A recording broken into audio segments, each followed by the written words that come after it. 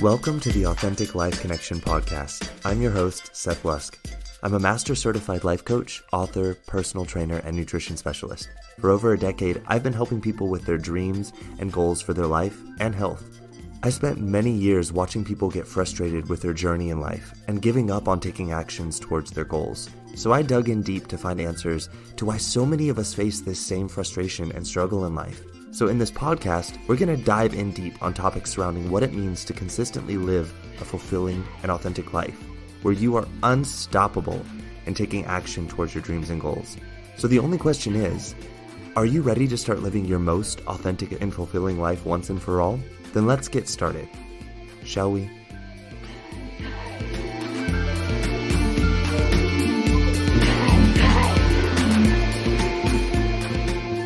Hey everyone, welcome back to the podcast. For those of you listening in for the first time, welcome.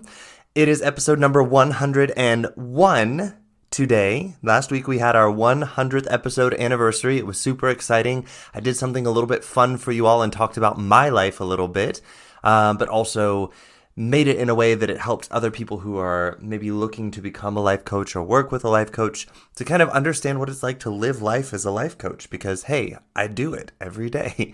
So last week I did that. I also had a special giveaway for you all. I gave away five people, the first 5 people to contact me in reference to podcast episode number 100.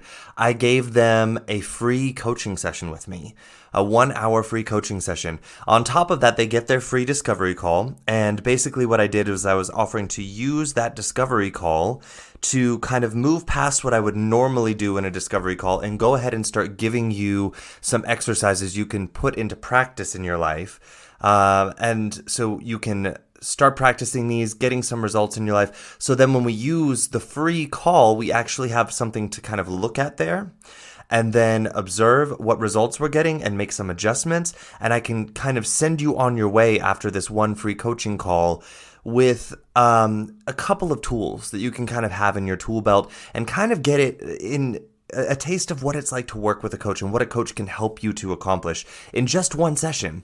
And, give you a taste, and maybe it helps you decide if you want to actually commit to a full coaching contract and work with a coach for, 3 months, 6 months, as some of my clients do.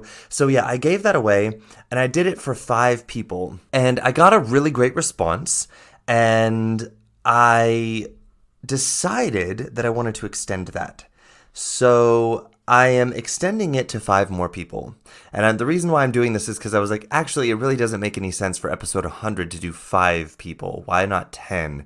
10 would make more sense for episode 100. So I decided, since I got such a great response from the first 5, that I would add an additional 5 and make it 10 for episode number 100. So if you didn't hear about the competition last week, all you have to do is go to my website. And at the top of my website, you'll see at the top right, there is a button that says book a discovery call. That discovery call is entirely free. And what that call is usually used for is to sit down with me for about 30 minutes to an hour and talk to me about what it is that's going on in your life, what you feel like you're struggling with, so we can get clear on exactly what it is that I could help you with, how my coaching could help you. You have a clear picture of how my coaching is going to help you, and then you get to make a decision about whether or not coaching with me is something you want to invest in and commit to with yourself. So that is what the discovery call is usually used for. And if you book that discovery call in reference to episode 100, then what I'm going to do is make that discovery call also about me giving you an exercise or two to go ahead and take with you, so that when we book our actual coaching call together, we already have a little bit of a framework to work on there and give you a bit of a taste of what coaching with me is like. So that's what's going to happen. 5 more of you, that is now available. So all you have to do is go to my website, click to book the discovery call.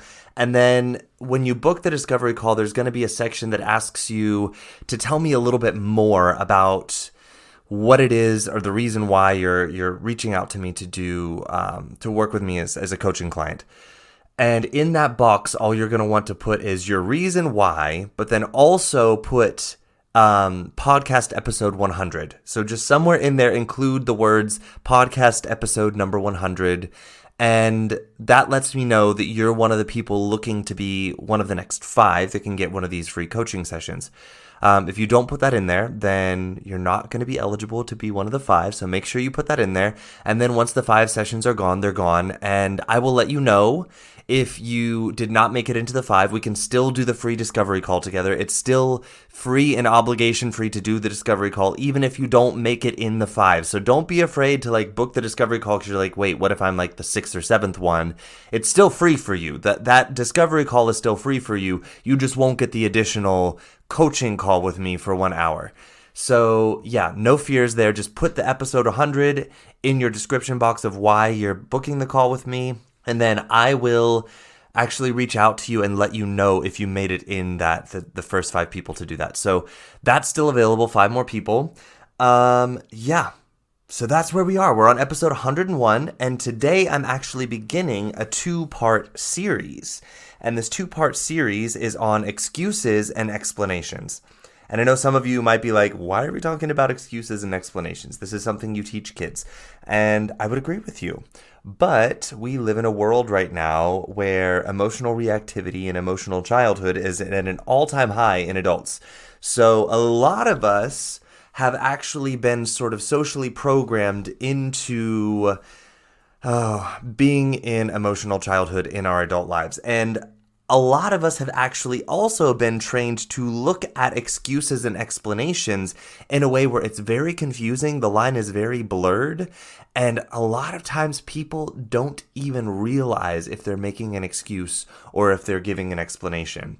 So I want to clear all that up for you all to help you guys understand in this 2-part series what that looks like energetically in a person, how it looks and impacts our relationships with other people. And then in the second episode, we're going to look at how it impacts our relationships with ourselves and our personal development, and kind of how to notice whether or not what you're doing is making excuses or explanations, because there are some surprising ways that you could be making an excuse and really not realize that you're doing it. And also, there are ways in which we have been programmed to believe that what we're doing is taking responsibility when what we're actually doing is making excuses and avoiding true understanding and true growth. And I'm going to break all that down for you guys today. And then also next week, we're going to talk about how this applies to personal development and our relationship with ourselves. So yeah, today, excuses and explanations. I run into this quite often with clients when I'm working with them. And like I said, there's every time I try and explain to a person that what they're telling me is not an excuse, it's an explanation, or what they're telling me they think is a fact is actually an excuse, I get sometimes this look on their face where they're like, I don't get it. I don't understand. How? No, this is me taking responsibility, or no, this is not me making excuses. This is me stating facts.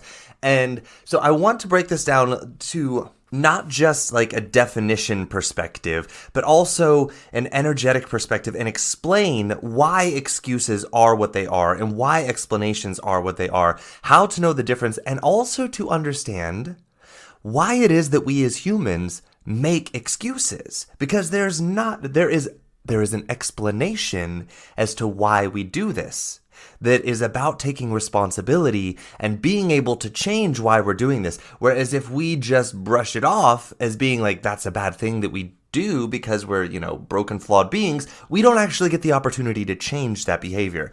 So there is actually an explanation as to why we make excuses. And by looking at that, we actually get to change it. So let's start off with some definitions here. Excuses are basically someone seeking to blame one party or parts of an equation and identify them as being wrong, while other parts of the equation that got the result are left being right or have no responsibility for the outcome or changing to create a different outcome. So excuses are about avoiding responsibility. They are a reason why something is done that comes from the energy of trying to avoid responsibility and trying to unevenly distribute blame and responsibility to parts of the equation that created the outcome.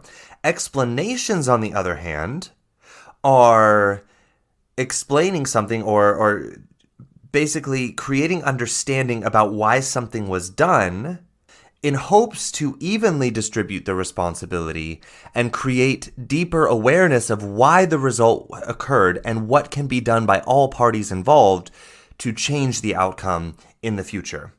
And I want to introduce a concept that I've been sort of playing around with and showing my clients in calls and talking about when we get on this topic of excuses and explanations. And I want to introduce it to you all today because it really kind of helps put this into perspective. And I call it the responsibility equation. And it goes kind of like this. So in order for responsibility to be taken, not blame or excuses, but for true responsibility to be taken, for it to be an explanation about understanding, then all parts of an equation will understand their part in how they helped to lead to the result that was either desired or undesired. And this is very different from blame, which is why many people refuse this model, because most people think that responsibility and blame are synonymous terms, and they're very, very different. And I'm hoping by the end of this episode today, you're going to understand the difference here, because I know a lot of people want to avoid responsibility because they think responsibility means blame. Like, oh, no, I'm not responsible for this. No, they're responsible for this. What you're doing there is not actually, it's not even about responsibility. When you say something like that, that's about blame. Blame is actually the action of trying to unevenly distribute responsibility. That is blame. Blame and responsibility are not the same thing because blame is using responsibility in a way that it's not intended to be used. Okay? So blame is actually a way that we ineffectively and untruthfully try to use responsibility. Responsibility itself is something totally different.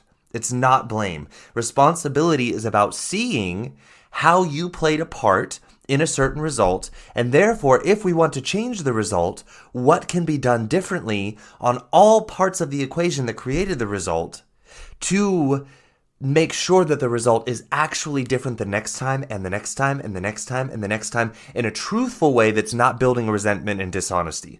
Okay, so we're talking about this. It's called the responsibility equation. And like I said, blame allows for one or more parts of an equation to kind of escape seeing their responsibility in creating the result, and therefore their part in being able to create change in the future. And so therefore, real change, real growth, real understanding does not happen when blame is involved.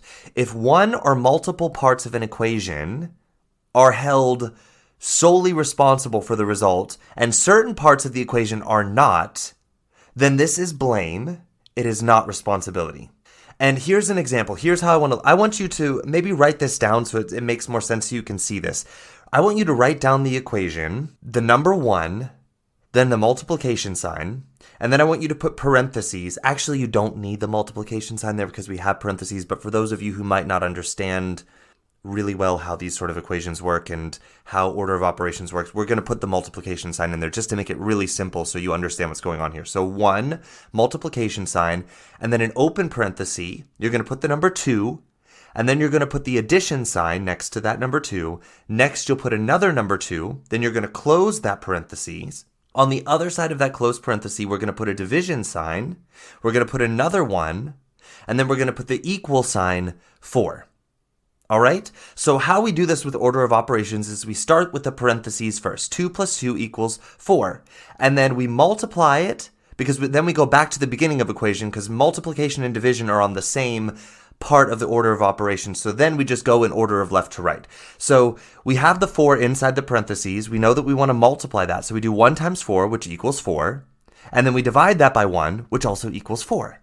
Okay, so 1 times 2 plus 2 divided by 1 equals 4. All right, now let's say that we wanted the result of 5. That was the result that was desired, but we got 4. We could look at the result and say that we wanted the result of 5, and that the simple solution would be just change the 2's to a different number. Like we could do a 2 and a 3. And so we make that number inside the parentheses 5, and then 1 times 5 divided by 1 equals 5. We could do that. And so what we could do there is we could blame the 2's. Oh, see, the 2's are wrong. They're wrong. It's their fault that we got the answer 4. And Therefore, we just need to change the 2's and it would make it 5. We could do that. That would be very easy. It would make sense, right? But when we do this, what we're actually doing is blame, and we're not distributing responsibility, and we don't see the whole picture here. So therefore, true change cannot occur because the whole picture is not actually being looked at. We're looking for a quick fix, which means we find what's to blame, we tell that to change, and then we tell everyone else, you're fine, that's okay, it's not your fault, it's these people right here. But the truth is, every single part of this equation played a role in making the result 5. If, for instance, we had changed that division sign to a +1, then guess what? That division sign changing to a plus would have also made it the result 5.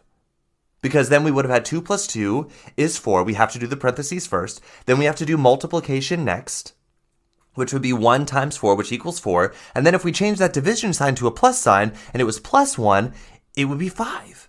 So you see here, it gets convoluted and messy when we don't look at the full equation to see how every part of the equation ended up together making the result that was not the result we wanted. The truth is, a lot of different parts of this equation could change in different ways to get the result we want. And when we only blame one part of the equation or a couple parts of the equation and leave other parts out, we don't actually get to look at all possible solutions. We don't actually get to look at how every part of the equation played its role in creating the result, and therefore how each part of the equation could authentically learn something, change how they show up in the equation, and then get the result together that is desired. It is that human desire to want to escape blame, and we're going to talk about why that is later, that causes us to approach equations with this blame model, with this excuses model. And anytime blame is involved, there is an excuse. There is an excuse, because anytime blame is involved, you are not distributing responsibility to all parts of the equation, so the parts that did not receive equal parts of responsibility have been excused. And excuses mean that true growth, true understanding of how we got to the result that we didn't want is not reached. And therefore, making a real, authentic, and unstoppable change becomes impossible, because not all parts of the equation understand their responsibility in it. And so if later on the desired result is something else, they won't know how to show up and to create that different result, because they've just been told, oh yeah, just keep doing that, that's fine, it's totally cool. They don't understand their full power, their full potential, their full role in all equations that they are involved in. They miss out on learning. And this is how responsibility works. Responsibility is about learning, but we live in this model of shame and guilt, and therefore we use blame as being the model of how we arrive at how do we change to create a different result. All right, so this is what I call the responsibility equation, is that responsibility and understanding and explanations are about distributing responsibility for a result to every part of an equation that was involved in creating a result. Every part gets responsibility. Every part. We could also look at, let's say that, I'm just giving another hypothetical example here. If we go back to this equation of the 2 and the 2 inside of parentheses, the 1 times, and then the divided by 1 equals 4. All right, let's say that we've overlooked the role of the 2 1s in the equation, and the multiplication and the division sign, or the parentheses that were involved in the equation. Then those factors don't learn anything from this. But maybe their lesson could actually be that in this situation, let's say hypothetically these numbers, these symbols, they all work in an office together. So in this situation like this, and we want this result of 5, we could tell them, hey, guess what? Your extra input here disrupted the result. So it's actually better if we don't put you into this equation right here to get that result. That's the solution that we want to take here. We want to, all parts of the equation here contributed to this, so we could actually just leave you out as one option. And then we look at how does that impact the team here, the full equation. Is that the solution that we want, or is it another solution? So The responsibility equation is about being able to explore all possible avenues of change so that truth is involved in the process of seeking growth and change, not like trying to avoid, oh, I don't want to be part of the solution that changes, so let's just try and put the blame over here so that I don't have to do anything different. I don't have to learn anything here. I just get to keep doing things the same while all of these parts over here, they're wrong, they have to change. So we miss out on all parts of the equation getting to learn and grow. And so change, real authentic change, is not actually occurring. It's not occurring because truth of the equation was actually left out that could have led to us understanding that other avenues of change were possible. So then the agreed on solution for change is actually not fully agreed upon because not all avenues were explored and not all truth was actually available to the people when they agreed, hey, okay, so this is the agreed upon way that we're going to go about changing the result here. Because they weren't given all pieces of the equation. Maybe if they were given all pieces of the equation, all pieces would say, actually, I think this would be a better solution here. But when we don't look at how everybody is responsible, we don't have that option available to us. So we start making inauthentic changes, which leads to dishonesty, which leads to resentment in those relationships.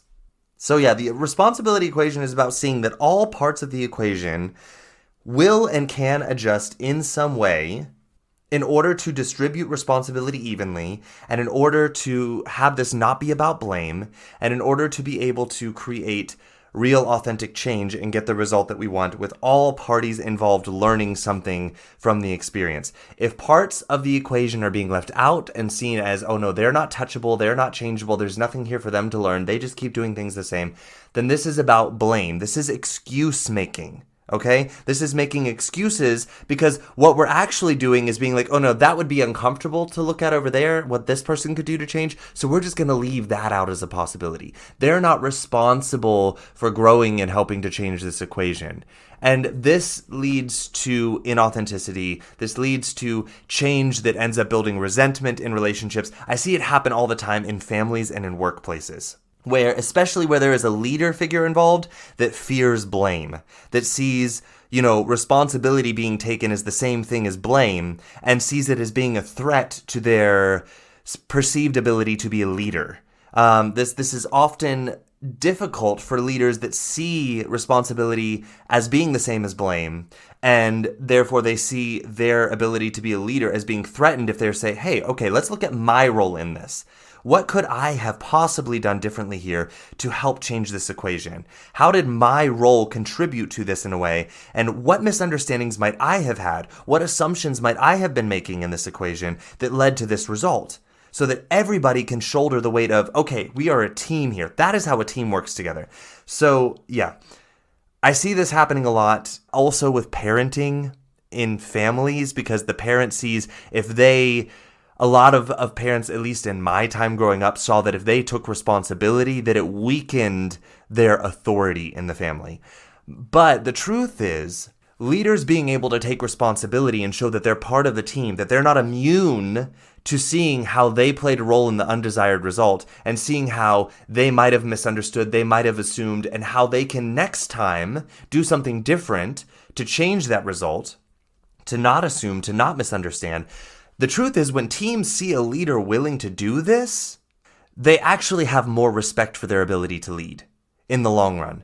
Because in the long run, when leaders are unwilling to do this, the team slowly starts to become dysfunctional and resentful in the background, as they slowly start to realize that they're shouldering the weight of something simply because the leader doesn't want to see that they could possibly do something different. Simply because the leader doesn't want to see that they're playing a role and have responsibility here. Simply because the leader is uncomfortable with learning something new and changing how they show up at the job. So this does slowly lead to resentment, these invisible debts in relationships. This happens in workplaces, this happens in families, this happens in friendships, this happens in all relationships where someone in the relationship is wanting to make excuses for someone else or for themselves in order to avoid this responsibility equation and create real change and growth.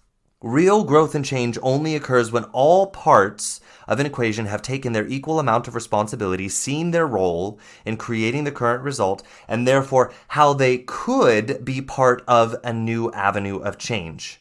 Now, that doesn't necessarily mean when we see everybody's responsibility that everyone will do something different the next time. Maybe we see, okay, you played a part in this, but maybe we don't actually want to change that role. Maybe we want to try keeping that the same when we try this over here. But it's about giving everyone the option to see, okay, so I'm not at fault here. I'm not to blame for this result.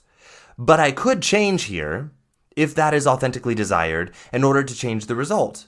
Or we could also change them, and then there's this ability to openly talk and truthfully talk about avenues of change and arrive at an authentically decided avenue of change that everybody is in agreement with, and there's open communication about, so that the change is not being done out of people-pleasing. It's not being done out of hiding resentment and just sort of seething in the background and agreeing to it because you're afraid to stand up and speak your truth and speak your part of the truth. And maybe people will think differently of you. Maybe they won't like you. Maybe they'll think you're difficult. Maybe they'll fire you, whatever it is.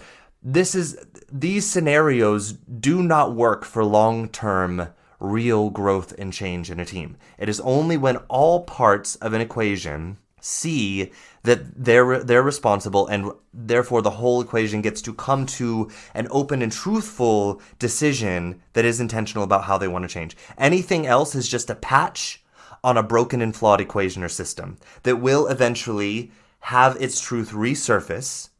Either it's going to resurface in a way that is very obvious and the truth comes out, or it's going to resurface in the way that there's just this slowly building, seething resentment in the background in the team that nobody is talking about, nobody thinks that anything can be done about, no truth is actually, there's just a bunch of like misunderstandings upon misunderstandings and miscommunications upon miscommunications and more assumptions upon assumptions until eventually the relationships become so dysfunctional that, you know, either the team falls apart or someone has to, quote unquote, be fired because, you know, they've become a liability in how they're lashing out at people through their resentment and blah, blah, blah, blah, blah. This all gets avoided when we approach change, when we approach looking at understanding explanations instead of excuses and blame when it comes to creating different results in all parts of an equation. So now that we understand sort of the responsibility equation that is the model where what we're going to talk about today is built off of, let's start looking at excuses and why people actually use excuses in the first place. Because the truth is, most of us out there would say we don't like excuses. We don't like when other people are making excuses, but we also know that we don't actually want to be making excuses for ourselves. We know that excuses are useless. We know that excuses do not lead to real growth or change. So energetically, we know that excuses are a cop-out, that they are placing blame on something else that isn't actually to blame. Because responsibility, we know energetically, is supposed to be evenly distributed and looked at in order for real change to occur. Energetically, we know this because we are these deeply spiritual beings that have a brain. But there is also a reason why we as humans, in this human experience with that brain, end up falling into these excuses. So why do we do that? The truth is, humans are masters at making excuses when we let our brain use us. And that is why also we're unaware of the fact that we're doing it, is because so many people in the world are not aware of how their brain works, why it works the way it does, how emotional responsibility works, how our thoughts affect the way that we show up in the world, create our beliefs about the world, and therefore the feelings and then the actions that we will take based on what we believe about those feelings and what we should do and blah, blah, blah, blah, blah. It goes on and on. The truth of the matter is, most of us are completely unaware of the fact that this is happening. And this is why I love coaching, is because it helps people to bring this picture together so that they understand how they are making the results in their life. It's not because life is happening to them and there are all these facts about life that they just have to deal with and so forth. This is how they have to show up. So same applies here with excuses. The truth is, there is a reason why we make excuses and why we are masters of it.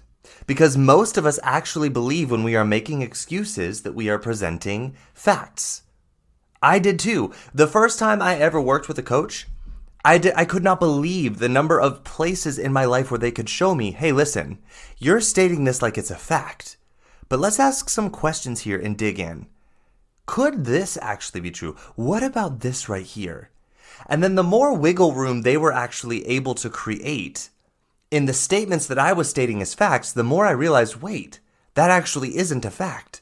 Because if it was a fact, it would just be true. There's no questions to be asked. There's nothing, nobody could disagree with it. It just is. That is what it is. But the fact that you can ask questions to it and be like, maybe, wait, what if? I never even thought about that. If there's room for that, then guess what? It's not a fact. And I learned this through coaching. I realized some of the places in my life where I was presenting facts and being like, I can't do this because XYZ. And then I realized those weren't actually facts.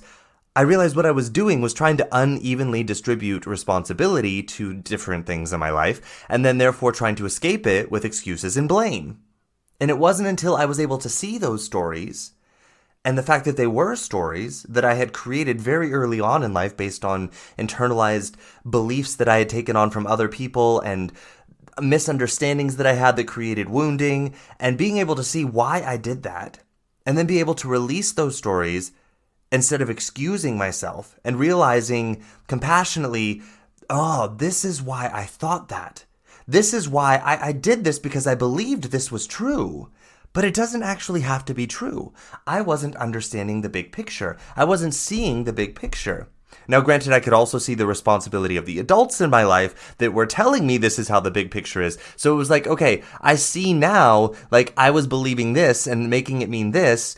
So I'm not fully to blame here, but I am responsible because I actually had power here. I didn't ask questions, or I didn't ask enough of them. I didn't, say, no, this is wrong. This doesn't feel right to me. I didn't, there were things that I maybe could have done. Now, granted, I was a kid, so I needed to grow up in this, I think, and feel that misunderstanding to realize something is off here, and then in adulthood explore it.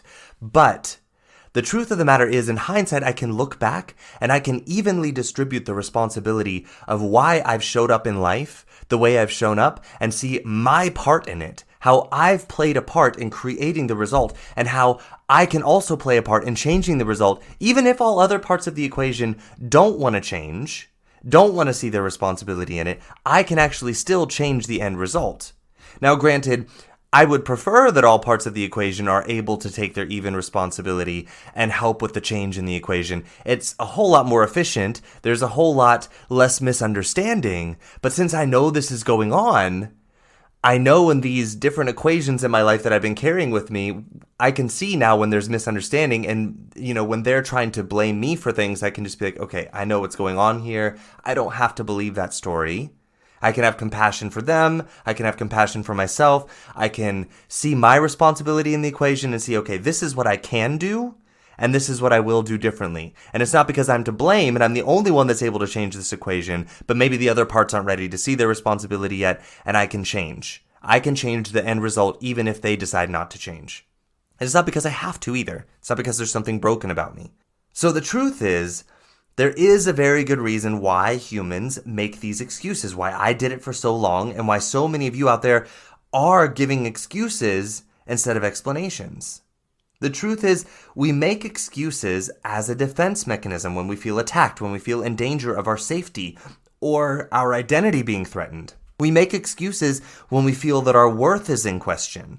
And this comes from a false understanding that our identity and worth are changeable, that they are something that is negotiable by how other people see us. That somehow if someone else tells us, I see you as this, that it makes us that. That if someone else tells us, this is how worthy I think you are, that it makes us that worthy. It would be like a diamond believing that if someone looked at a diamond and said, you're not a diamond, you're a quartz crystal, and I think you're worth 2 cents. That somehow it makes that diamond a quartz crystal that's worth 2 cents. The truth is, it's still a diamond. And the truth is that our identity, who and what we are, when we arrived on this planet, has been the same the entire time. Our worth has been the same the entire time. It's been always 100% worthy and 100% who we are this entire time. But we've taken on layers of beliefs from what we've heard from other people and misunderstandings that we believed, we forgot that our identity and worth was non-negotiable. And so we started believing, because of what other people were doing and what they believed and what they told us, and we started believing their stories, we started believing that our own worth and identity was in question. And excuses start coming out of this. Because when our identity, when our safety, when our worth is we feel like in the balance of being threatened and changed, of course we feel the need to defend it. Because part of us energetically knows that can't happen. But the truth is, because it cannot happen, because it cannot be changed, because our worthiness cannot be changed, our identity cannot be decided by somebody else, or by factors in this world, or behaviors that we exhibit, and therefore that changes our identity. Because none of that can change our identity or our worth, the truth is, making excuses is actually kind of pointless. Because the truth is, it doesn't actually matter if someone misunderstands our part in an equation and they believe it's our fault and that we are to blame. We know the truth. We know the truth. And because we know the truth, we can see our responsibility in an equation and be like, you know what? I get that you're trying to blame me. I'm not to blame. I will not accept blame. But I see my responsibility here. I see my ability to create change in my own life and change this equation. I'd love for you to join me and see your responsibility and see that you have power here too, but I can't make you do that. So I don't need to make excuses for myself, but I will also say I don't accept blame. Here's where I'm responsible though. Here's what I have learned from this situation and what I'm willing to do differently in the future. I'm not to blame for what happened. I won't accept that. But I will tell you, here was my part in creating that result, and here's what I'm willing to do differently to possibly change that result in the future. But I am not to blame for that result. There's a huge difference energetically. And we live in a world that confuses this so much that a lot of people get pissed off with people that won't accept blame. And gaslighting occurs and people being like, oh, you're not willing to take responsibility, because they see if they won't take the full blame that the person is unwilling to take responsibility. And then this is also where people learn this model that taking blame is taking responsibility. And it's two entirely different things, my friends, and two entirely different things. But this is also why we fear taking responsibility, because we see them as being synonymous. And therefore we think that when someone blames us, that our identity, our worth is threatened, and therefore we feel the need to excuse ourselves by placing the blame somewhere else. So this is why this happens. Remember, we still have this primitive brain. We still have this biological wiring in us that believes that when someone blames us, we are in danger of being alienated and cast out of a group, which could mean death. Like we won't have food, we won't have shelter, we won't be able to survive. We still have that biological wiring to see that as a threat. And if we don't understand what's going on in our head when that warning signal goes off and we're like, that's just, okay, I see what's going on here. My brain's freaking out because it thinks that I'm about to take blame and that I'm in danger of my worth and my identity being threatened. And I don't need to follow that. That's okay. I get what's going on there. I can be present with that, allow that little siren to be going off. I can even give it a nice little place on the couch and give it a cup of tea and be like, wail away all you want. I'm going to get over here and I'm going to get to work finding my responsibility here and what I can do differently. And I'm going to own my responsibility while not taking the blame, and own my part in what I can do differently, and seek to offer explanation, which is about understanding.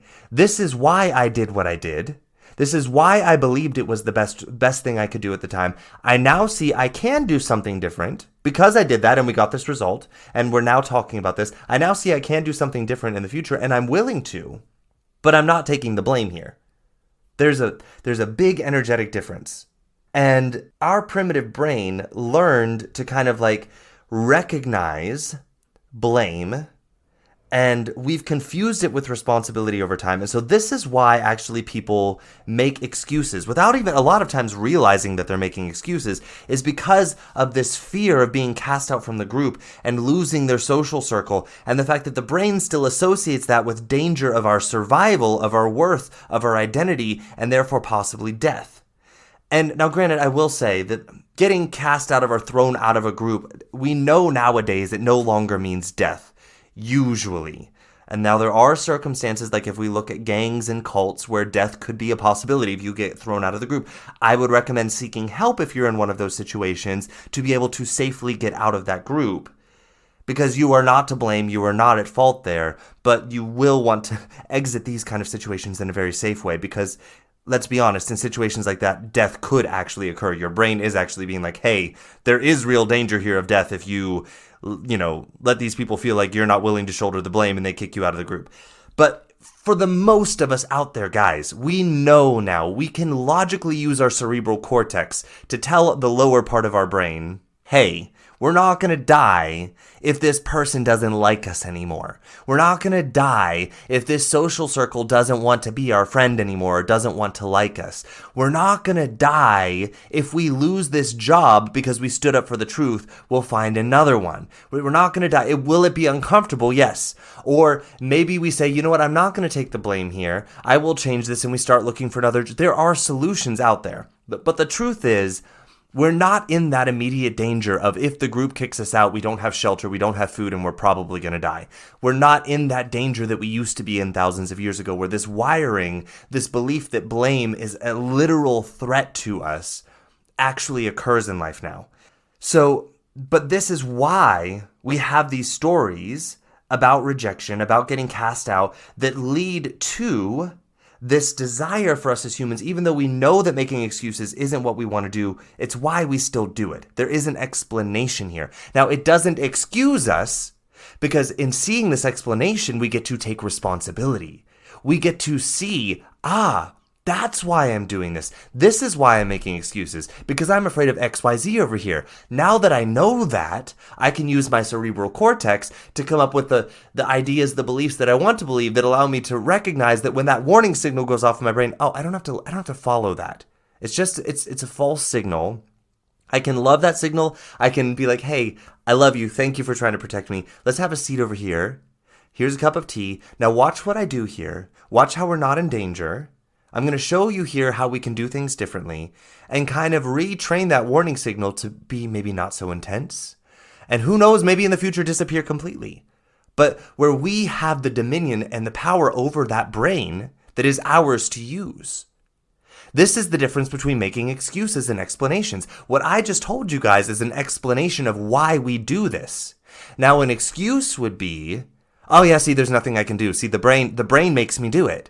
It's the brain's fault. Because of this biological wiring here, I have to do this. So that biological wiring has to change in order for me to stop doing this. No, that's not how it works. Because you're the human that has the brain, that gets to see what the brain is doing now and say, I have responsibility here. All this time, I thought when this warning signal went off, it meant I'm in danger and I need to do something. But the truth is, now I see what's actually going on here.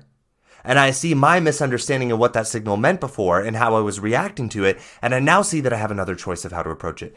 That is the difference between excuses and responsibilities. Okay? Responsibility is about explanation, it's about understanding. And there are many reasons why people might feel this, attacked situation that kind of goes off in the brain when we're in the situation where someone's trying to place blame on us. Or even asking us to take responsibility. Maybe they're not even trying to cast blame. Maybe they're just trying to get us to see our responsibility in a situation so that it can be evenly distributed and everyone can take part in finding a solution. But there are some reasons why this might get kind of confused. Not only do we have the biological wiring to seek the comfort of the group, but the situation could also remind us of an old wound where we were under this misunderstanding. And we had this traumatic event maybe earlier in life where we felt attacked, like we were out of control. Maybe our caretaker used this sort of known signal that people don't want to be blamed, that people don't want to, be excommunicated from the group, especially a child who doesn't know how to take care of themselves. Some children had caretakers that might do things like withhold love or food or attention or maybe even shelter from them to get them to do the things that they wanted them to do. Maybe they locked them outside and said, good, figure out how to take care of yourself then. Maybe they told them, fine, figure out how to feed yourself then. Maybe they told them, maybe they just disappeared when the child didn't do what they wanted and didn't come back home for days on end or just ignored them and didn't, give. And this might actually train the belief in a child when someone tries to blame me for something they don't like, I need to fight, because if I don't fight, I'm going to end up being left out and I'm not going to get what I need to be able to survive and I will be in danger. I will not be able to take care of myself. I will not be taken care of. And we create this sort of fight or flight response to someone asking us to look at our responsibility in a role. And we might see it as blame even when it isn't blame. Maybe they're just asking us to see responsibility. Or when it is blame, we have such an intense reaction to it and can't be like, I see what's going on here. This person wants to blame me. I don't have to accept that blame, but I can see my responsibility here, and I'm not in danger if I do so. This is the big difference, but there are reasons why some of us get stuck in these loops. I used to get called this all the time. I used to hear from people say, "Oh my God, Seth, you're so defensive." And the truth was, it goes back to a lot of the way that I was showing up as a child in my life, because I had this big secret about being gay that I was trying to hide from my family. And I believed if they found out that they would throw me out of the house, that I would have to die and go to hell, and that I would be the sinner that would be excommunicated from. And I wasn't able to take care of myself. So what would I do? So I just had to hide it. And any amount of blame that fell on me, I felt like, oh my God, I'm in danger of them finding out my true secret. I have to be perfect so that they don't think that I'm flawed in any way, because if they find one flaw, they're going to start looking for more. Maybe they find out my bigger secret. And then, so I grew up having this intense fear of blame, this intense fear of the fact that I could do things and it might not get me the results that I want. And that could mean that I'm to blame, and therefore I will get kicked out of the group. Also, there were patterns in parenting styles when I was growing up that led to me believing that when I did something that wasn't desired, that love and attention were withheld from me, and that I was in danger of no longer being loved or maybe no longer being taken care of. I felt this way as a kid. I'm not saying it was true. I'm just saying, as a kid, this is what I perceived. And so as an adult, I was very defensive. If anyone even tried to tell me how I was responsible for a result, that I had to defend, no, I did this because XYZ, I am not to blame. I'm not at fault. I did everything I could. And the truth was, I did do everything I could and I knew how to do. But the truth was, I also had responsibility. And I wasn't even allowing myself to see the responsibility to be able to show up and grow and change and learn from that, because I was afraid that what that meant was that I was to blame and then I was in danger. So the truth is, there are many reasons why people can feel attacked when someone tries to show them either their responsibility or when someone tries to blame them for something instead of seeing, oh, this is blame and I don't have to take it. Maybe they have beliefs about the fact that they're supposed to do everything perfectly and that if they don't, somehow their identity is threatened, that their worth is threatened. Now, the truth is, these are explanations. They become excuses when we start using them to be like, oh, this is why I will never do things differently. This is why I will always be this way. Or this is just how I always have to be, because when this happens, I am, my worth is threatened, my identity is threatened. Only in being able to see that these are beliefs, these are assumptions, these are misunderstandings about the truth of the scenario, and therefore we have to react to them, do they become excuses. But this is also why we make excuses, is because we don't even see sometimes that the things that we're stating as facts are actually just beliefs and opinions that we've internalized from something that we were taught, something that we thought had to be true about us. And the truth is, we will keep repeating this cycle of excuses and blame until someone or you finally chooses to seek understanding through explanation as to why you're believing that something is the reason why you have to do something, and see, okay, maybe there are other options here. Maybe, before I believed that was the best thing I could do, but maybe there's another option here. Maybe there's something else I can do. And that doesn't make me to blame. That doesn't make me at fault. That doesn't make me broken or flawed in some way. That doesn't change my worth or identity. It means I'm a human, and it means that I did what I thought was the best before. It's not getting me the result I want, so let me explore and see what I can learn that I could possibly do differently in the future to change the result of this equation. So now we understand people make excuses, not because we're these broken, flawed individuals that just we're so lazy, we're so sinful, we're so bad that we just want to blame other people so that we can keep doing all the bad, evil things in the world so that we can just get away with it. That's not why we do it, my friends. We make excuses and we seek to blame other people because of a real and truthful response that we have programmed within ourselves, that we don't understand why it's there. And that once we understand why it's there, once we understand what that signal thinks it's protecting us from, Once we understand the misunderstanding of that signal and the programming that put it there, we then have the ability to change it. But when we see, oh, it's because we're these sinful creatures that just have to make excuses so we can keep doing our evil deeds in the world, when we see kind of the model of excuse making and blame from that perspective, guess what we're doing? We are making excuses. We're going to talk about that more next week. But that is making an excuse. When we identify ourselves as being this evil sinner that just has to make excuses because we just so badly want to do these horrible things in the world and get away from them, that's also making an excuse. We're going to talk about that next week. But for this week, what I just want you to understand is that there is a reason why we make excuses. And once we see that reason, and once we see that it's not because of some flawed thing within us that we inevitably will be giving into unless we resist it our entire lives, once we see that that's not the truth, that it's actually a programmed response that means very well, that's trying to actually have a need met that is very important to meet, then we have the opportunity to see our responsibility in that signal and what we can do differently to meet that need in a way that doesn't require for us to make excuses and avoid our responsibility, because in responsibility is our power. Blame isn't empowering. Blame is disempowering, but responsibility is empowering.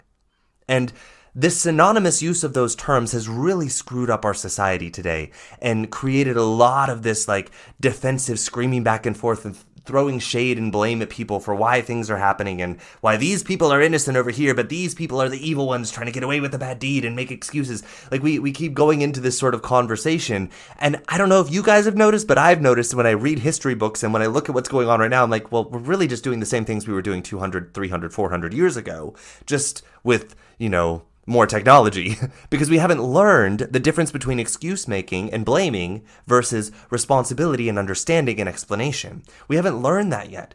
And that's because we live in this model of shame and guilt for change. That's what we drive change with. We just create enough shame and guilt that we're disgusted with something about ourselves that we have to just resist it. And this model of resistance, this model of guilt and shame, it will never produce lasting desired change. Never has it, never will it. Go back and read every history book you can find. I promise you, you will never find an example where we used resistance, shame, or guilt to create change and it stuck. That it stayed and didn't eventually end up being this very resentful rebellion of people being like, no, I'm tired of you blaming me for this and I'm not going to take the blame for this anymore. And then, they overtook the people that were blaming them and then blamed them and then blah, blah, blah, blah, blah. And then those people are being suppressed and these people are rising to power. If you look throughout history, you see this. It repeats over and over and over and over. And we're doing it again right now. We're doing it again right now and just with more technology. So it looks a bit different, but we're doing the same thing. And the reason why is because we still haven't learned the difference between excuses and explanations. We haven't learned the difference between blame and responsibility. We're not following the responsibility equation. And my friends, this does damage in our relationships with other people. And the truth is, we live in a world full of people who have been taught to look for blame so that we can find an easy way out, that someone else has to shoulder the discomfort of seeing their blame and their responsibility, while we get to just be like, glad it wasn't me. Glad my identity wasn't threatened. Glad my worth wasn't threatened. Glad I'm not the one that's going to be like, oh, this person's on the fringes of getting kicked out of the group. I'm safe because I was the good one here. I wasn't part of that bad part of the equation over there that made the result. So many of us have been taught to look at life like this. When something goes wrong, we're immediately panicking, oh God, please don't let it be my fault. Please don't let me have responsibility. But what if instead, if we saw this from the responsibility equation, responsibility is actually a really empowering and beautiful thing, because we get to see exactly why we did what we did, the reasons that we believed before it was the best thing to do to create the result. And in seeing this, we get to ask questions and be like, maybe I'm capable of more. Maybe I'm capable of doing something different. Maybe I'm believing something that doesn't have to be true for me. And we get to explore and expand and grow and be like, I now have power to create completely different results in my life because I just realized through looking at responsibility that I've been believing something this whole entire time and living as if it's true, and it doesn't have to be true for me anymore. I get to make totally different results in my life now. Instead, we approach responsibility from the perspective of like, oh my God, please don't. We like put our heads down and look at the ground and we're twiddling our thumbs like, please don't look at me. Please don't look at me. I'm not the one responsible. No, it's not me. I'm not the bad one. I'm not the one that's going to be looked at as the social pariah. I'm not going to be the one kicked out of the group. No, it's not me, not me. Like we're begging to not be responsible because we see it as being synonymous with blame. And the truth is, blame is it's a misunderstanding. Blame is a misunderstanding. Blame is a partial truth. Blame is not a total truth. And energetically, we know that. The reason we get defensive and we're so afraid is because we've been programmed to believe that blame is true. And that therefore, when we take responsibility, we're to blame. And that when we're to blame, that means our worth and our identity is in question. We are in danger. So that's why we do this. That's why we keep repeating the cycle over and over again. And why we keep living in these models where one person or one part of the equation is solely responsible for carrying the weight of the result and having to change in order for something different to occur. Instead of evenly distributing and recognizing we all have a part in this. Nobody is to blame. Nobody is innocent here either. Innocence is not this desired concept that we think it is. We think that innocence is this good thing. Innocence is basically just an excuse.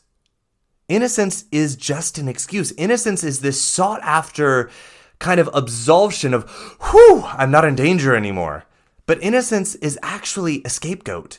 Because the truth is, we're always responsible.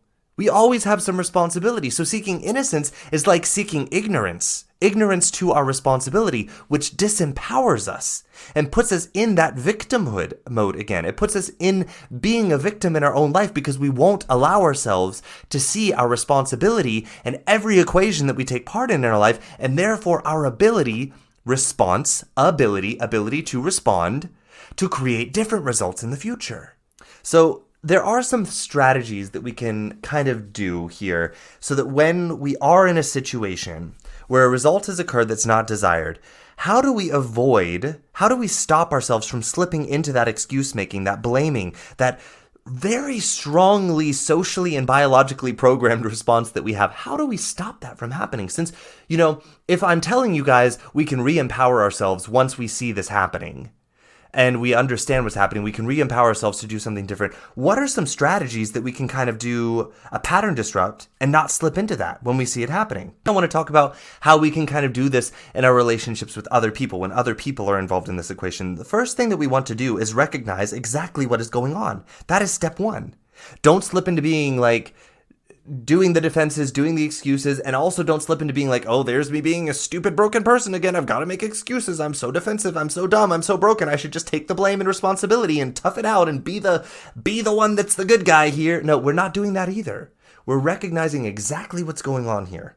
There's nothing wrong with you or broken about you because you have the desire to make excuses. There's also nothing wrong with you or broken about you because you recognize you're not solely responsible here and you want the responsibility to be evenly distributed. So there's nothing wrong with you to say, hey, I get that I have some responsibility in this and I'm willing to investigate that with you. I'm willing to look at that with you, but I will not accept this model that I am to blame here. I won't do it because it's not true. There's a huge difference there. We can energetically be like, hey, listen, I get that I played a part in this and I want to find my part in it as truthfully as possible with you. So let's reach an understanding here. We can kind of do this pattern disrupt and the first thing that we want to do is recognize, though, this is what's going on and don't slip into excuse making.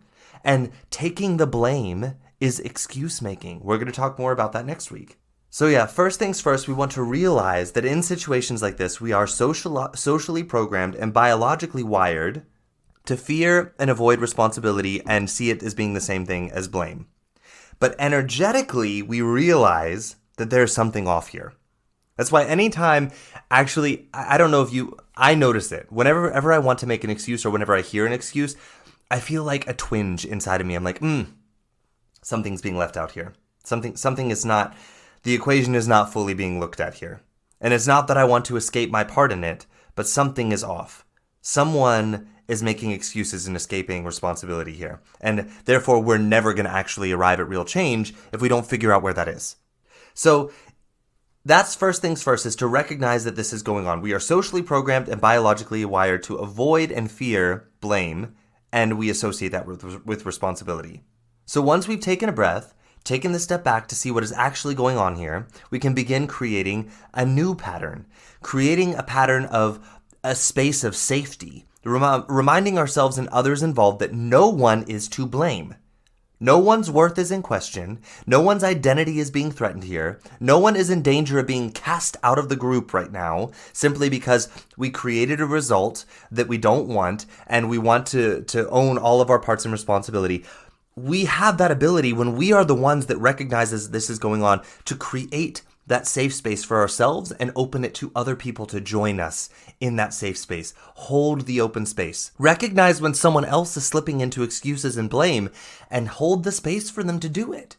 But you don't have to accept it. Just hold the space for them to do it and then compassionately remind them where this is a safe space.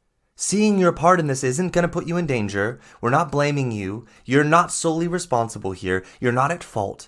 No one is at fault here. Let's look at your part in this. Just slowly allow them to have that space, that emotional space, and then remind them, bring them back to the safe space. Remind them, we're in a safe space here. You can come inside the circle. We're not going to cast you out. You don't have to stand out there and try and defend yourself. Bring them in. Hold the safety space for everybody. So this begins bringing down defenses and allows ourselves and others the space to consider, maybe I do have a part here. And I'm not in danger right now by seeing it. I get to learn something here. I get to learn and do something different along with my team here. We get to work together to find a solution. And then we feel even more a part of the team. Not like we're in danger of being cast out. And, this is how we create the safe environment in which true change occurs, true responsibility occurs. And then from this space, we can start creating explanations. Now, this line to walk, as we begin explaining, can be tricky because remember, we have that brain that is still a bit skeptical. And we have all of that sort of backlogged programming to seek guilt, blame, and excuses, and to move into that conditional worthiness territory again. And any whiff of it, any reminder of this by the brain, and the brain's gonna jump right back into that because it's like a super highway in your brain. It has been driven down so many times, your brain's like, yeah, we could go down that little path over there and walk, but it's gonna take us forever to get there. This highway looks a little bit more familiar and I know where it takes us and I know what to do there in order for us to survive. So let's just get in the Lamborghini and go 200 miles an hour down the highway here and get to Excuseville because that we know how to deal with. So just recognize your brain's gonna want to do this. And you get to be like, okay, I get you. Yeah, you're scared. You want to take the comfortable route. Come on, let's try something different this time. Let's just see what happens if we go this way. Let's see what's possible for us over here. Maybe we find another really cool superhighway that takes us to somewhere other than Excuseville that's even more exciting than Excuseville, where we don't have to survive the blame and try and defend ourselves all the time. Let's see what's over here. We get that ability to kind of walk that line and notice what's happening.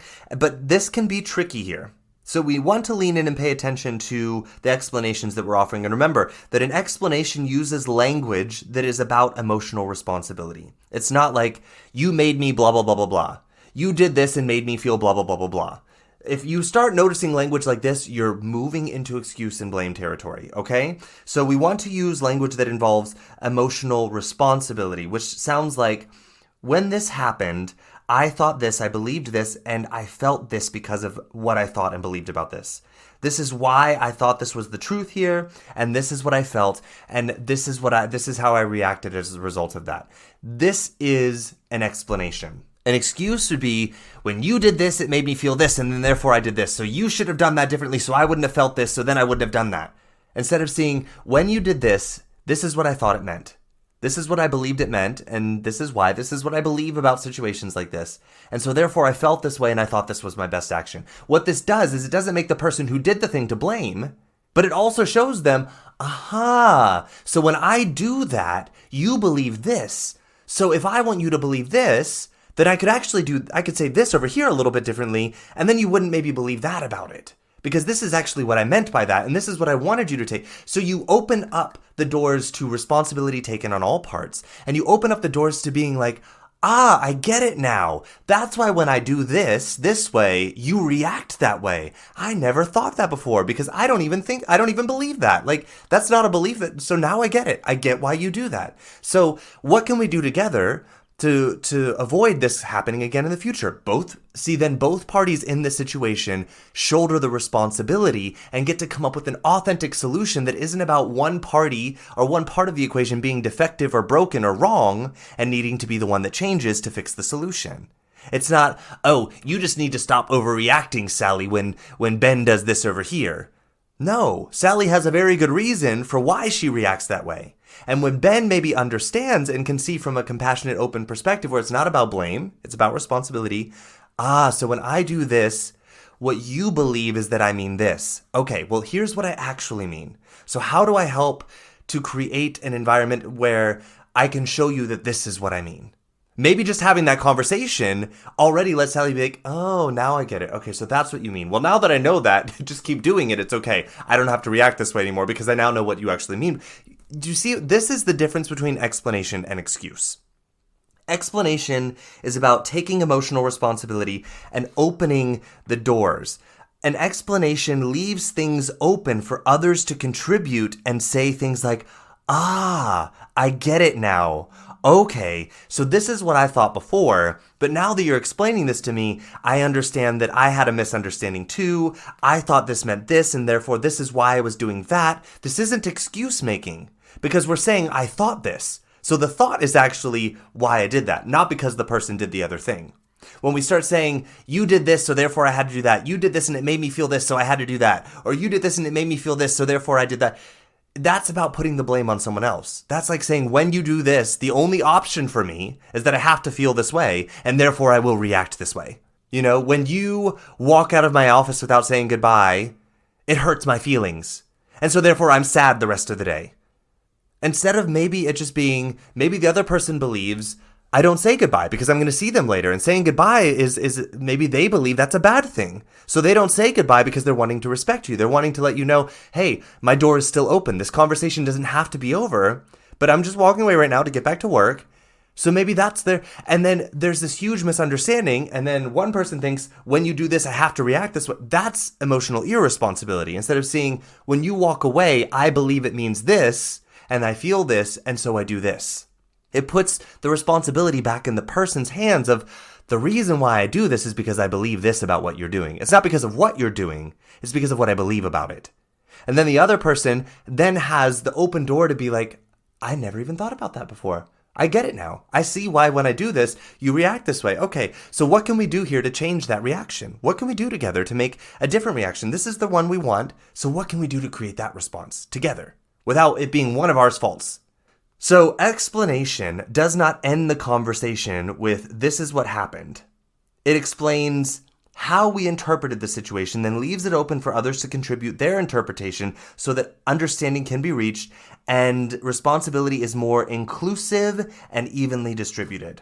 You will know you're in excuse territory when at the end of your explanation there is no room for another possible interpretation of what happened or what could have happened. Well, actually, could have happened that's a moot point because it didn't happen, so it couldn't have happened. But what did happen? Language like, you did this, and it made me blah, blah, blah, blah, blah. Like, this is the kind of language that we know we've moved into excuse and blame territory, not explanation. And remember, no one doing something makes you feel anything or makes you do anything. If someone comes at you with a knife, no one makes you defend yourself. Your belief that that knife is a danger is what's going to be like, maybe I should defend myself. You know, maybe that person's walking you a knife because there's a birthday cake behind you and you have no idea. But the truth is, the knife coming at you isn't what makes you defend yourself. It's your belief that that knife is dangerous and I might possibly get stabbed and I don't want to die, so I'm going to, because if you didn't even know what that knife was, and they were just walking at you with, you'd be like, oh, look at that shiny object in their hand. And then they stab you with it. It's because of your beliefs about it. So remember, no one makes you feel something. Okay, you have that responsibility. You have that power there. And when we start giving away that power, we've entered into excuse and blaming territory. So it's really important to recognize that in our relationships with other people, when there is a result that you don't want in life, to seek conversations like this. First of all, to recognize your brain's going to want to resist responsibility because it associates it with blame and it sees that as being a danger. Recognize that. Create a safe space for yourself and then broaden that safe space out, make it inclusive, open it for other people, hold space for them too, to be like, hey, this is a safe space where we're seeking explanation and understanding. We are here to evenly distribute responsibility. No one's worth, no one's identity is in question. No one's acceptability in this team is in question. We are here to understand and to learn. Open that space up, and then from there, enter into the conversation of explanation and walk that line and start noticing if there's any language of emotional irresponsibility, if there's any language of blame and excuse making, and then just bring it back. Be like, hey, I think we're getting into that excuse making territory here. Let's remember we're in a safe space. Nobody here is at fault. Nobody here is to blame. Nobody here, their worth or identity is in question. Everybody is accepted and loved here. We're here to learn. Let's bring it back. Let's start explaining again. This is how we have these kind of conversations. This is how we have true growth and true understanding between people that leads to real change and growth versus these conversations that are about blame and guilt and shame and people escaping their responsibility in equation. And then, everyone else has to change while they get to stay the same. That slowly leads to these relationships of resentment and distrust and feeling like, these imaginary invisible debts are building up. This is how we avoid that, my friends. Another thing that I will recommend is in a situation where it's maybe just two people involved, if it's not in a work environment, or maybe even if it is in a work environment, if you have the ability to, if the option is there, and there is an instance in which a result was not desired, and people are wanting to reach a solution of how to do things differently, to recognize if one or more parts of the equation, people involved, are emotionally heightened at that moment. They're in a space of being emotionally heightened or being emotionally reactive, that it may be a good decision to allow some time and say, hey, I think that there's potential for some growth here. There's potential for some real growth and learning and change here that's going to bring us closer together. Why don't we take some time to allow these emotions to process so we can see this picture a little bit clearer? And we can talk to each other in a way that is very open and understanding and compassionate and in a safe space. And then let's approach this. Let's talk about this because I think we have some real potential for something amazing to happen here with this. Being able to do that is also very important. There are going to be instances where someone is so programmed to be emotionally reactive and defensive that if you try and enter this conversation with them when they're emotionally heightened, you're not going to get anywhere with them. Because they are in this seriously deep, dysregulated central nervous system of fight or flight mode. And offering that space to be like, hey, I think we have potential to get closer here, to have a better understanding of each other, and to grow in a really productive way here. Can we process this and come back and talk about this at a later time? And then just step away, give some time to process, take notes while you're gone, whatever it is that you want to remember to talk about, and then reapproach the conversation later. This is really important also.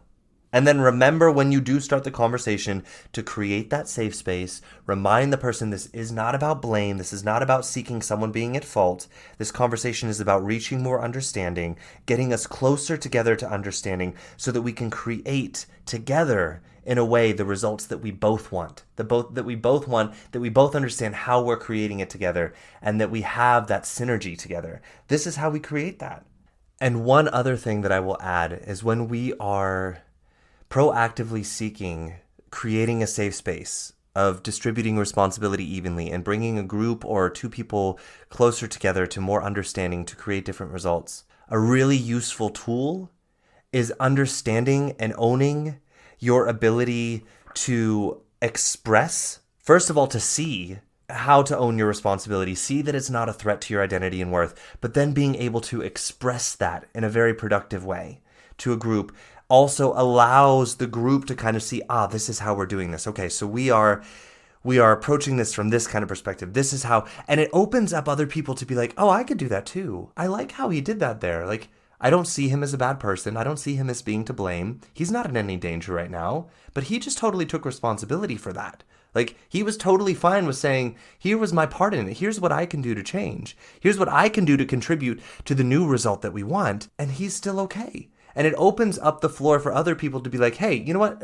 I think I have some responsibility here too. Like, this is what I did and this is why I did it. Like, what can we learn here? Like, what can I do different? It opens up the doors to this being about a curious and exciting process of growth and understanding and unifying, versus it being about blame and excuses and pushing people further away as resentment and distrust and untruth grows further and further in between these two people or groups of people. And the last part of these conversations that's really important is offering this forgiving and letting go. And now when we approach this from it not being about blame, not being about excuses, not being about fault, it's actually really easy to forgive and let go. Because what happens is we see the other person's humanity and we understand, I see why they did that. I don't like it. I don't want them to do it again in the future. But now that I understand what they were thinking, what they were believing, I can't say that I probably would have done the same thing. Or at least something kind of similar, or, I don't know how I would have reacted if I had believed the same thing about the world. We get to have this compassion and we get to say, you know what? I'm not going to hold them a grudge against them for this. It's about being able to be like, okay, we've learned from that. We've seen responsibility. We've learned from it. We're going to step forward into a new space, new territory of learning.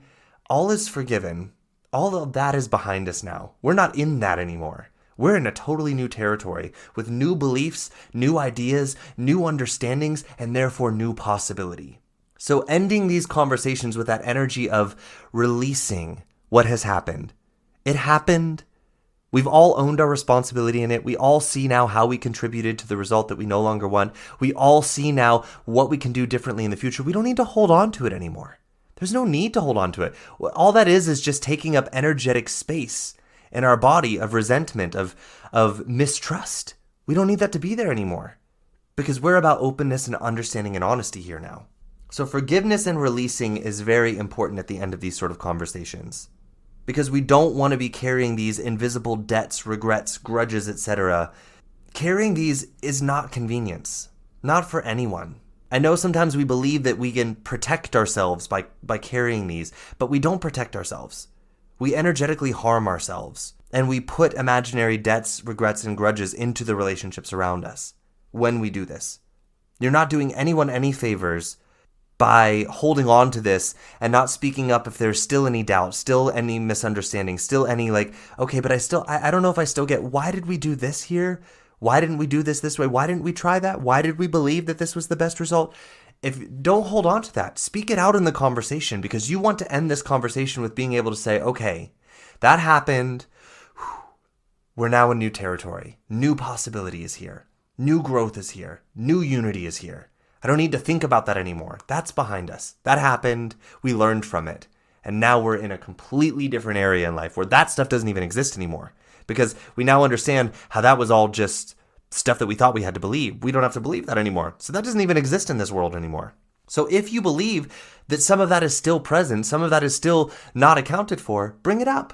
Bring it up. Maybe say, hey, I still don't know if this conversation is fully ended for me. I still feel like I might have some misunderstandings, but I'm not sure how to verbalize them yet. Can we leave this conversation as an open-ended conversation? We can reapproach it a little bit later. Once I have a better understanding of, I can process all of this and see kind of what's going on. This is also a way to sort of allow that to be open and not carry these invisible distrusts, regrets, debts, grudges in these relationships that sort of tear these relationships apart. And I feel like expressions like this are very simple and can avoid so much blaming and excuse making and resentment and these feelings of toxicity in our relationships that we allow to build up because we're not speaking our truths and not saying, you know what, I'm glad we had this conversation today, but I still feel like there's some parts that I don't fully understand and I can't pinpoint them right now. So let's just process this for a little while, and then I want to reapproach this when I can better explain what it is that I feel like I'm still misunderstanding. And maybe then I can offer you an ability to explain better to me what it is that I don't understand. this is essential. This is how we keep relationships alive and thriving and growing and unifying versus building these imaginary invisible debts and regrets and resentments and slowly pushing our relationships apart until they become so toxic, feel so toxic and dysfunctional for us that we feel like, oh no, this person is just bad and I gotta end this. So my friends, yes, understanding the difference between excuses and explanations is so essential. And it's essential for our relationships with others, professionally, intimately, and personally. And it's something we all want to begin to put into practice and understand, my friends. It's not something that we should, or that we want to just keep brushing over. It's not serving us to keep brushing this over and not paying attention here. It's not serving us to not look at the difference between blaming and excuses versus explanations and responsibility. So the point of this two-part series on excuses and explanations is that I want to show you all today how explanations and responsibility are about distributing responsibility, and it really works. And this is required for true understanding, growth, and unity to occur. Without it, any change made is simply a cover-up to the truth and what is happening, and the truth will always come to the surface eventually. Sometimes it's very abruptly and overtly. Other times it comes to the surface in the form of very untrusting, resentful, dishonest, contrived, convoluted relationships that just feel messy and toxic to us. If you feel that in your relationships, I guarantee you're going to be able to find where people are making excuses and not taking responsibility. And probably where you are making excuses and not taking responsibility. I'd love to talk with you about this if you are like, yeah, this is happening, but I don't see how I can have responsibility in this. I would love to talk with you and help you to be able to see that and re-empower yourself to be like, I see my role in this now. I see some of the misunderstandings I'm having. I actually have options here to help this. You're not stuck in that. Because the longer we let this go on, the more dysfunctional it gets until all parties are basically, at this point where they're like, you know what, this is so toxic and it falls apart. Because the truth is, this toxic feeling is coming from the lack of understanding, the lack of shared responsibility in the relationship. So what we want to do is recognize this and go back to the very beginning where we understand the difference between responsibility and blame. We understand the difference between explanations and excuses, and we start reapproaching our relationships with this new understanding, with these new tools, with these new ways to communicate, and be able to create real, effective growth and change with evenly distributed responsibility. All right, I'm going to leave this here because we're already an hour and a half in, and this is a two-part series. So next week, we're going to talk about how this shows up in personal development and in our relationship with ourselves. Okay, so I hope that you have some more understanding about kind of the energetic difference between excuses and explanations and kind of the reason why we make excuses, and that saying that we're just broken, flawed, sinful beings is an excuse, and that we really have an explanation why we're doing this. And once we see that, we have the opportunity to change. So I'm going to leave this here. I hope that you guys are here again next week to hear the second part of this, because the second part of this is going to really bring this home and tie this all together into a beautiful package for you guys to be able to start understanding maybe why you're creating some of the results that you're creating in life. So hope to see you here next week. And until then, I just want you to lean in when a result is not desired in your life. Pay attention to the desire to make excuses and to assign blame. Notice it's there. There's nothing wrong with you. There's nothing broken about you. Realize that this is part of your brain desiring that certainty, that safety, that security that you can actually provide with yourself. And realize that someone blaming you can't harm your identity. It can't harm your worth. Just notice it's happening. Notice that all there. Choose to notice. Disrupt the pattern.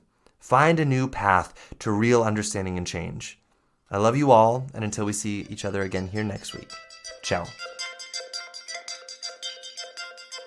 Thank you for joining us today. I hope you enjoyed the content of this podcast. If you did, please subscribe so that you're one of the first people to know when I release a new episode each week. If you have any questions, or if you have interest in learning more about the coaching that I do with my clients one-on-one, then just head over to my website at www.lifecoachseth.com.